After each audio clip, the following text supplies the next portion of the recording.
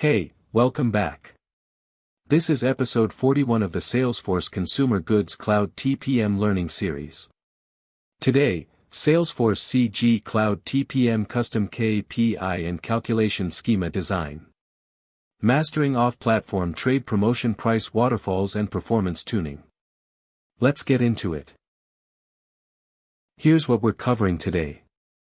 Introduction to off-platform calculation schemas, then, anatomy of custom KPI definitions, and metadata mapping, then, designing sequence-based formulas and JSON execution steps, then, managing time distribution and aggregation rules, then, performance tuning and validation strategies. Stay for the last one, it's the piece most tutorials miss. Let me explain this simply. Today we are diving deep into calculation schemas and custom KPIs. This is where the magic of the off-platform processing services engine comes alive to compute complex trade waterfalls in real time. That sounds awesome. I always wondered how TPM handles dynamic calculations like net margin without hitting Salesforce CPU limits. Welcome back to the channel. Today, we are cracking open the vault of custom KPI and calculation schema design. Imagine building a house. Your KPIs are the raw bricks, but the calculation schema is the blueprint showing how they form a beautiful financial waterfall. Let's say a key account manager wants to calculate the dynamic net margin on a promotion. You cannot use standard Salesforce formulas here, everything must run off-platform. Let's explore how we design these schemas to calculate margins without hitting governor limits. Before we write any formulas, we have to define our building blocks, the KPI definition records. In Consumer Goods Cloud, every KPI needs a clear identity, specifying its value type, like currency or percentage, and its aggregation type. For instance, if you're tracking manufacturer margin percent, you don't want the system to simply sum the percentages. Instead, you configure the aggregation as a dynamic weighted average. When creating these records, you also map read-write behaviors to control if users can manually override values. Now, let's look at how we build the actual formula steps inside our calculation schema. Think of this like ordering a classic mathematical sequence, but with a retail twist. Every step in your schema has an index representing its place in execution order. If we want to calculate net price, we must subtract off-invoice accruals from our gross list price first. We define inputs, intermediate steps, and formulas using core operators. The engine executes these sequentially, feeding step outputs into subsequent steps. Let's get our hands dirty with some actual code. Inside the calculation schema JSON metadata, a typical formula step looks like this. We define step ID 101, set operator, subtract, and pass in an array of operand inputs like KPI gross price, KPI off invoice tactic. The off-platform calculation engine compiles this JSON and evaluates it across thousands of cells in milliseconds.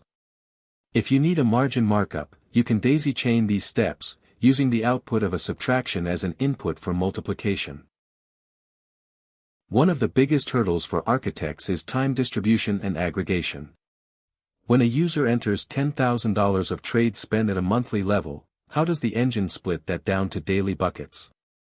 We must define distribution rules, such as prorata, based on baseline volume or an equal split. Conversely, when reading data back up, we specify aggregation behavior.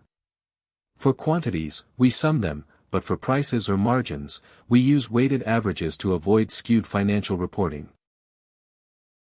As an architect, you will eventually face the dreaded calculation storm, where complex schemas cause sluggish grid performance. This usually happens when you design circular dependencies, such as KPI, referencing KPI, B, while B references, or when nesting steps too deeply.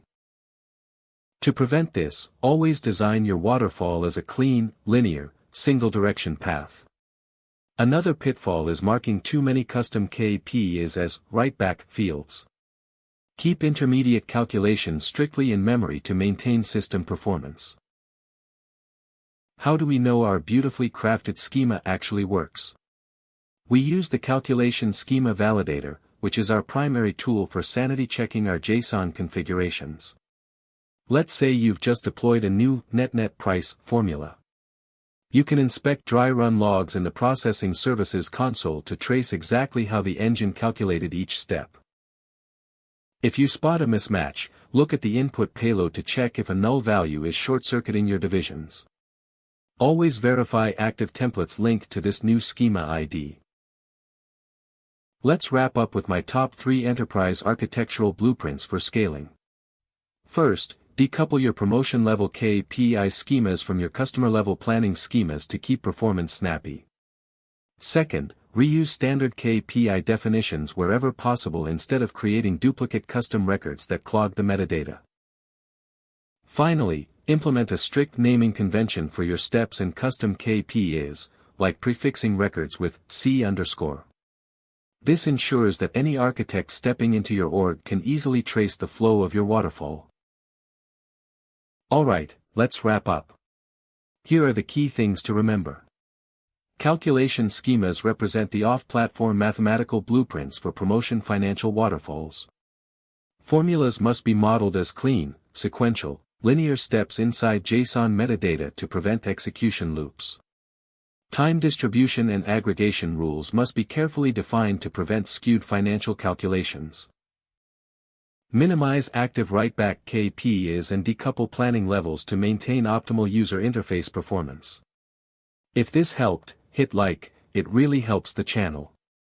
Next up, TPM_EP42_claim_matching_rules_and_tolerance_threshold_architecture.